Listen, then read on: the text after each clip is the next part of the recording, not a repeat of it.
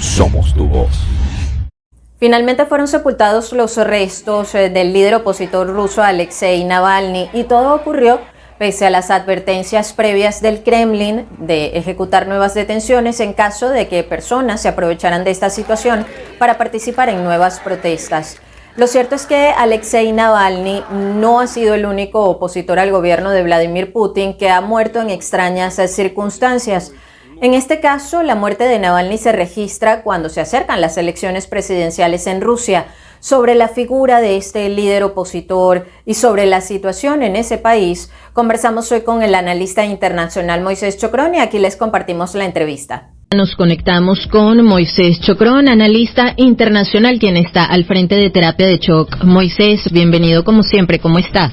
Hola, buenos días Vanessa, buenos días a todos los que nos están escuchando en este momento en la radio. Imposible, por supuesto, no hablar hoy sobre lo que ha ocurrido en Rusia a partir de la muerte de Alexei Navalny, todas las reacciones internacionales también que ha habido, Moisés, y de qué manera puede cambiar esto el panorama en Rusia. A ver, porque desde antes de la invasión rusa a Ucrania, ya el destino de Alexei Navalny era tema de discusión, incluso fue lo que propició que se establecieran o se impusieran sanciones europeas y estadounidenses, y al mismo tiempo fue significando o siendo un importante foco de desacuerdo entre el Kremlin y los países occidentales. Pero después de ya son 2 años de guerra, no sé si algo ha cambiado o no, pero ¿qué consecuencias podría acarrearle a Rusia la muerte de Alexei Navalny? Y por supuesto también hablemos de la figura de Alexei Navalny. ¿Quién era Alexei Navalny?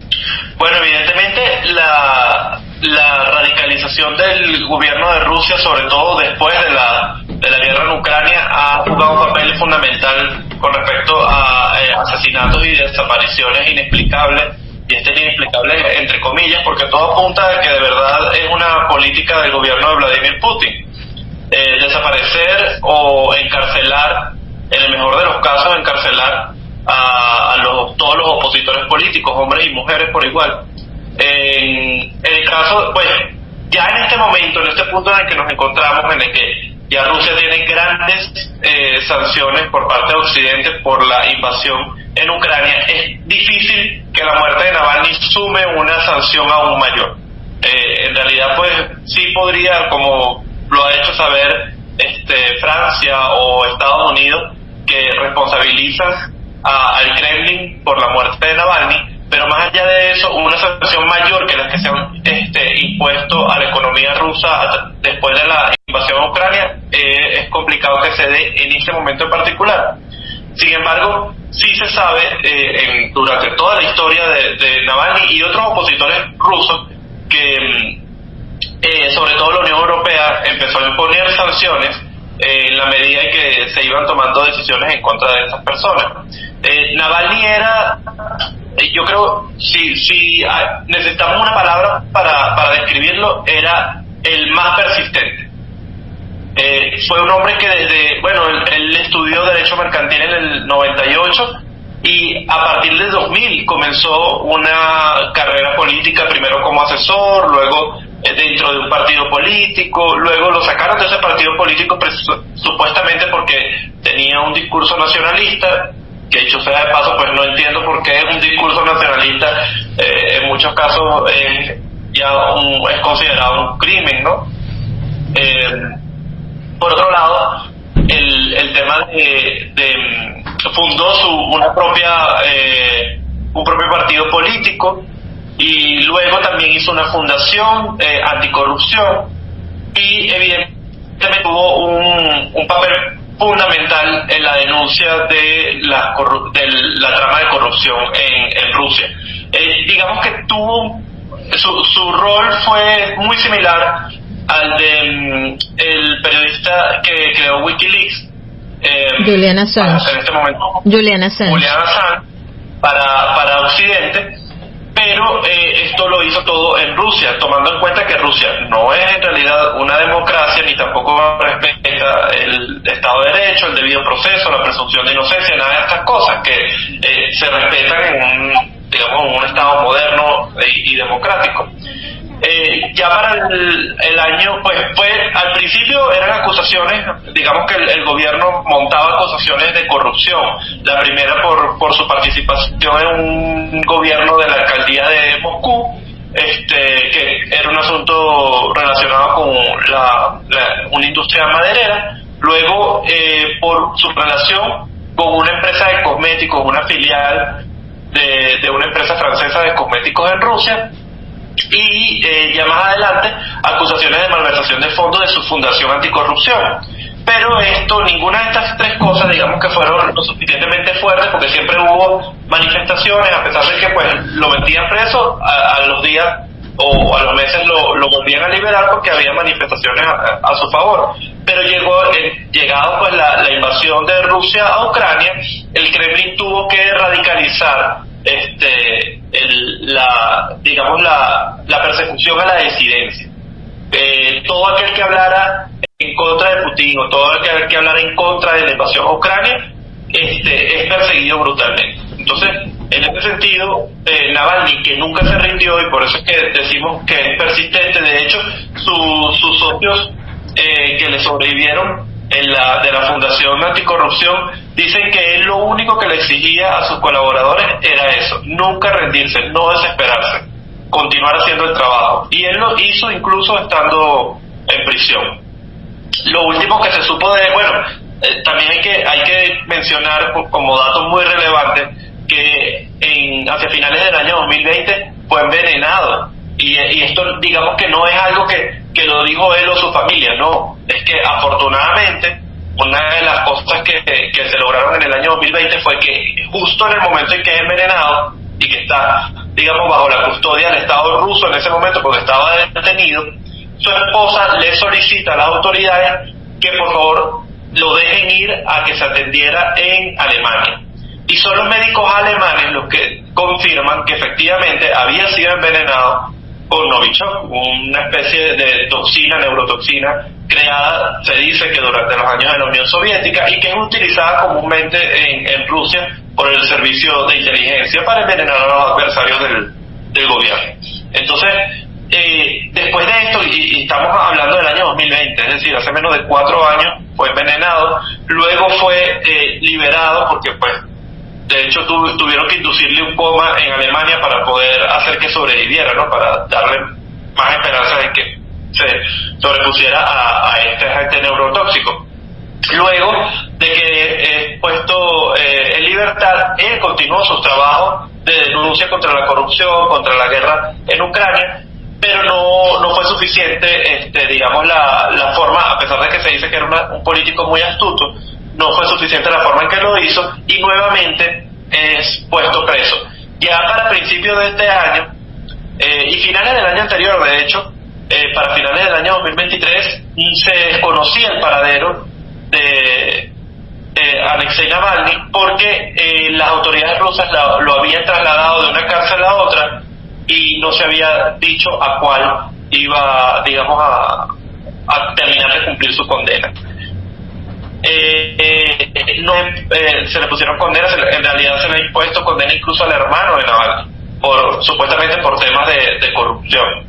Pero lo relevante en este último mes fue que efectivamente la organización para la que él fundó y en la que trabajaba detectó en dónde estaba, y era una cárcel muy cerca, a 23 millas del Círculo Polar Ártico. De hecho, él decía que las condiciones de prisión eran bastante difíciles, le daban solo 10 minutos para alimentarse, y además las condiciones de temperatura muchas veces bajaban de los 0 grados centígrados. Entonces, en este estado de cosas, lo que se presupone es que pues su cuerpo colapsó. Justamente la versión oficial de las autoridades rusas es que él muere en medio de, o tiene un ataque cardíaco en medio de su paseo a la intemperie en la cárcel.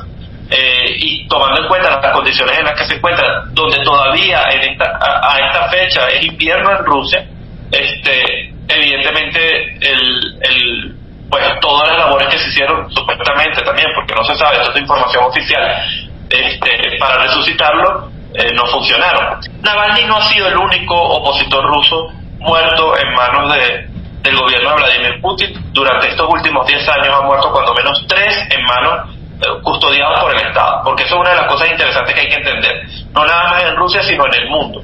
Cuando una persona es puesta en prisión con condena o no, ya es responsabilidad del Estado su integridad física y mental.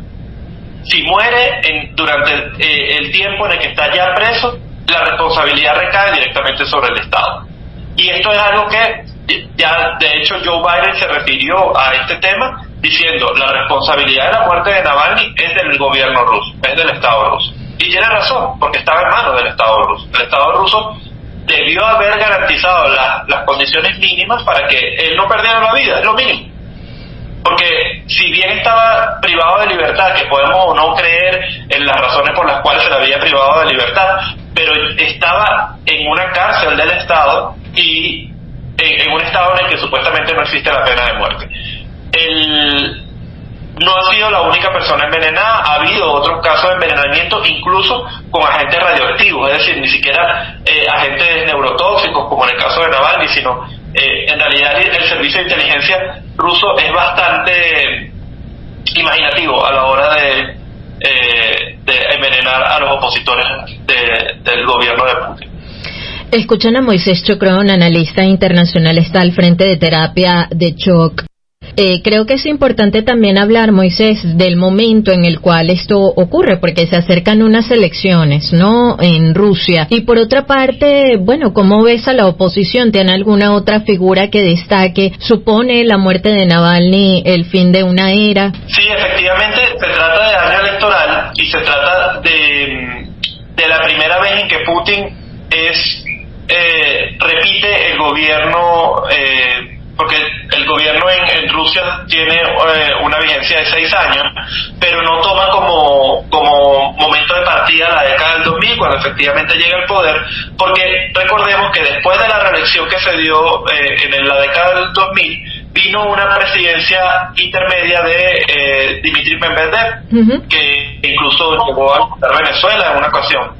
Pero evidentemente era un gobierno títere de Vladimir Putin, porque inmediatamente después de que él deja el gobierno, vuelve Putin al poder, y en el 2020 llevan a cabo una reforma constitucional en la que permiten que los presidentes vuelvan a o puedan postularse para una reelección.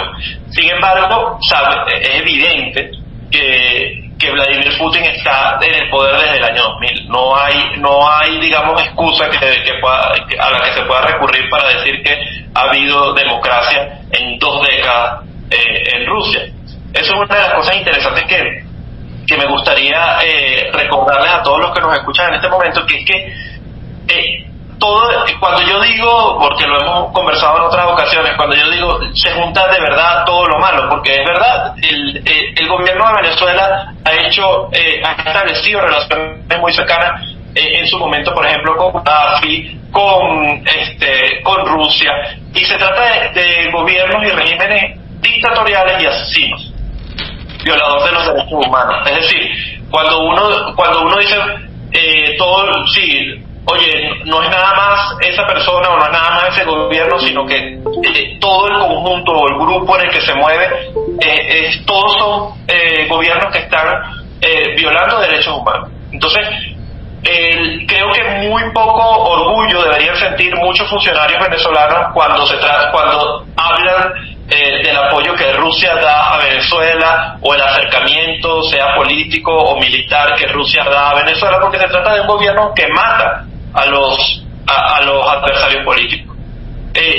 Recordaba, justamente leyendo sobre el caso de Navalny, me vino a la memoria cuando se hizo el trabajo de Hannah Arendt, cuando fue a los juicios de Nuremberg, y se sorprendió porque ella pensaba, como cualquier europeo en aquel momento, decía, bueno, el régimen nazi simplemente eran unos monstruos.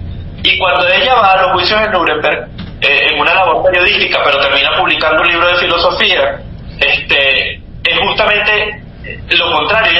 Ella, viendo a estas personas y cómo se explicaban, cómo hicieron todo lo que hicieron, eran simplemente, para ellos eran trámites burocráticos, ellos estaban realizando su trabajo de oficina. ninguno se creía verdaderamente culpable de un genocidio, ninguno se sentía verdaderamente culpable de la guerra contra Europa.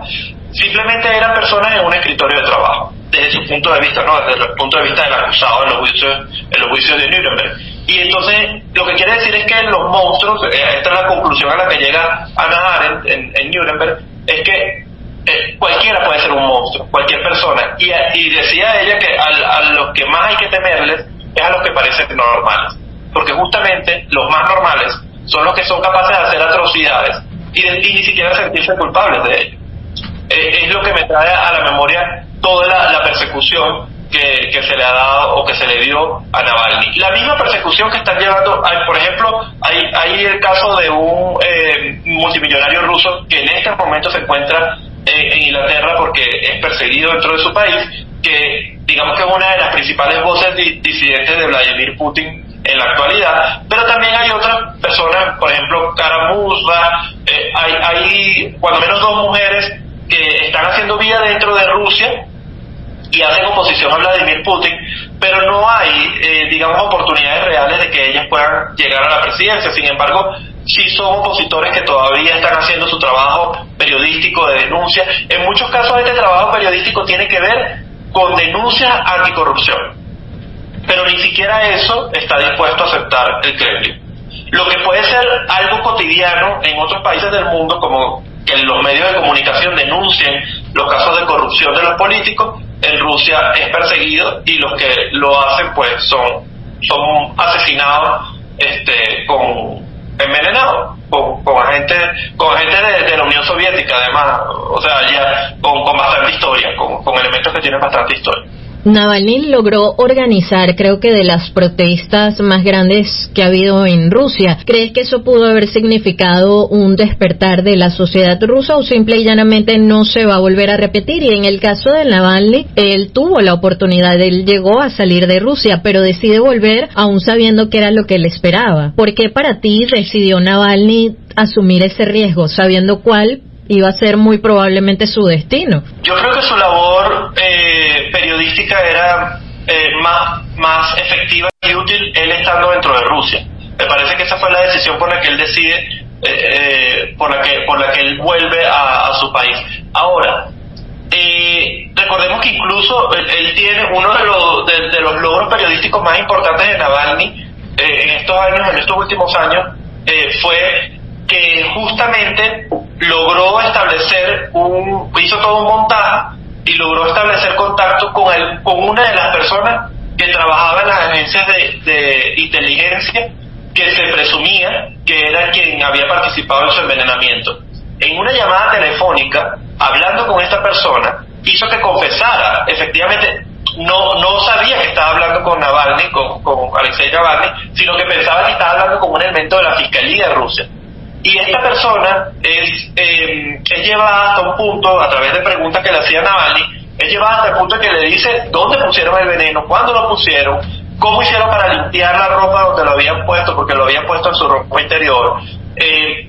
Y esto fue, se hizo un documental sobre esto, y esto es precisamente una de las cosas por las que la Unión Europea le da el premio Sájarov a Alexei Navalny, porque logró demostrar, quizás no útil para un juzgado, para el juicio, pero sí logró sacar a la luz que efectivamente eran funcionarios del Estado tratando de envenenarlo, y que no por un simple mal cálculo que hicieron en el momento en que pues el avión en el que estaba volando llegó muy rápido a un aeropuerto, no sé qué, fue la manera en que pudo salvarse, porque el objetivo era asesinarlo.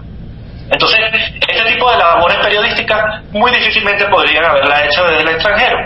Él sabía primero que su vida estaba en riesgo, porque ya lo habían intentado asesinar, pero también sabía que su labor estaba dentro de Rusia.